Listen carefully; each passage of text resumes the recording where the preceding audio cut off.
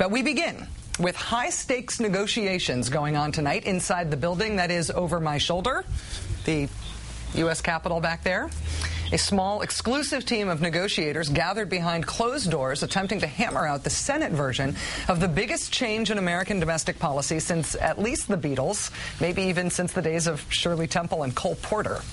Democrats in the White House have to make two Senate bills into one, which then needs to pass the Senate, which then needs to be brought to terms with what passes the House. They've still got a ways to go, in other words.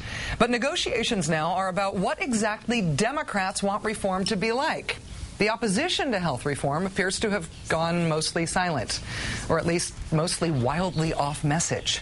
Take Senator Jon Kyl of Arizona, who this weekend parried a question about Americans not having health insurance by saying this. I'm not sure that it's a fact that more and more people die because they don't have health insurance, but because they don't have health insurance, the care is not delivered in the best and most efficient way. Actually, it is a fact that people die because of a lack of health insurance. Just last month, Harvard Medical School researchers published a landmark study of the correlation between not having insurance and dying. If you control for factors like education and income and obesity and drinking and smoking, what makes the difference in death rates among Americans? Health insurance. You're 40% more likely to die if you do not have health insurance, all other things being equal. Statistically speaking, you can blame 45,000 deaths a year in America on people not having health insurance. I'm not sure that it's a fact that more and more people die because they don't have health insurance. Senator Kyl grounds out to shortstop. Now, the chairman of the Republican Party, Michael Steele, then said in an interview with Univision over the weekend, quote, "I don't think we need a comprehensive overhaul of our health care system."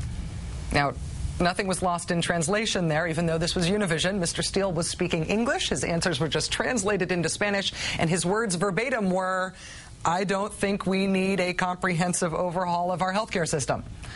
For all the myriad messages Republicans have tried against health reform this year, there's a reason they haven't gone with "everything's fine, leave health care alone." Mr. Steele strikes out swinging. Well, as the Republican opposition to health reform falters, the other factor to consider is what's happening outside the Republican Party in the conservative movement and in the conservative movement media. You may recall the anti-health reform activist doctor who mass emailed this horrendous image of President Obama as a witch doctor with a bone through his nose, who's also somehow a communist witch doctor with the hammer and sickle there. The activist who emailed around that racist image was a Florida doctor named David McCaleb. After Talking Points memo publicized Dr. McCaleb's circulation of that witch doctor thing, Dr. McCaleb publicly apologized, and he said at the time that he was going to withdraw from the debate over health reform. He's now back.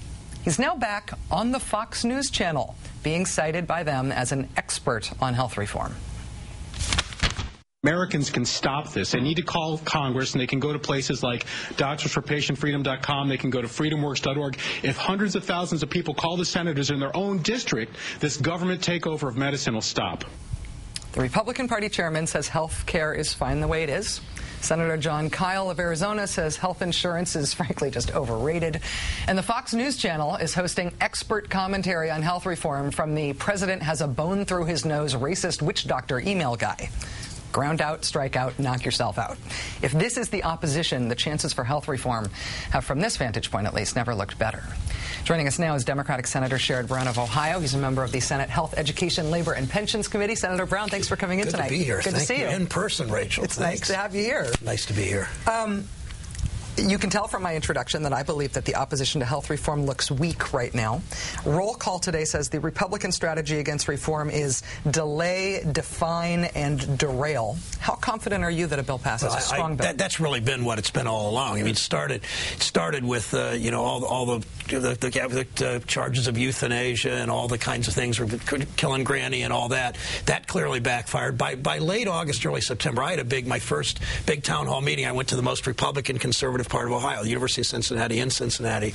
And even then, I could see things began to change. 2/3 of the audience of 1,500 were supportive of the bill. And then you can just see one thing after another. What Senator Kyle said, what Chairman Steele said, as you point out, that it's just been from the negotiations on. It's been, how do we slow it down? How do we stop it? It really is the party of no. It's been the party of no. It's just more evident now because it's getting more and more desperate as this bill gets closer. We're going to have a good health care bill by December to the president's desk. It's going to have a strong public option, and I feel more certain of that than other times on the show. When I've thought it all along. I think it more. I believe it more strongly now. That's what's going to happen. The White House says that the public option is the president's preference, but that it shouldn't be fetishized, that the public option is a means to an end. It's a means to get a lot of people covered and to control costs, but you can do that other ways, too. They won't insist on a public option. Nothing works better than a public option in terms of keeping the insurance industry honest, in terms of covering people and providing alternative competition, if you will, to in particularly underserved areas, in getting costs down. Nothing fulfills that function like a public option. I don't think the public option is the most important thing in the world in this bill. There are lots of other things that really matter, but 90% of the Democrats in the House and Senate are for the public option. 70% of doctors, according to a Robert Wood Johnson Foundation study of 3 weeks ago, are for the public option. 2-to-1 of the public, two-thirds of the public consistently all summer and fall have been for the public option. It's going to be part of the bill because as I said, the overwhelming number of Democrats in the Senate and in the House want a strong public option that really will keep the insurance industry honest. Well, as we figure out the path between now to December, all of the legislative action on health care reform right now is happening really among Democrats. I mean, all those examples that I cited were Republicans talking on television shows because they're not really necessarily right there dealing with the negotiations right now. Are you comfortable with how the process is going and what commitments have been made by leadership in terms of what their bottom lines are? Yeah, I think leadership will come up with a good bill to put on the Senate floor. I think we'll pass a bill with a public option. I think the House will pass a stronger bill, and then in conference committee we'll get a good solid bill with public option. It will do all the things that we care about. It'll have insurance reform. It will have universal coverage. It will have some kind of employer mandate so everybody's covered, and we will see. You know, I look at it this way, Rachel. As this goes through, I look back at the days of Medicare when people were a lot of people that voted against Medicare realized they were on the wrong side of history later, but because they voted against it.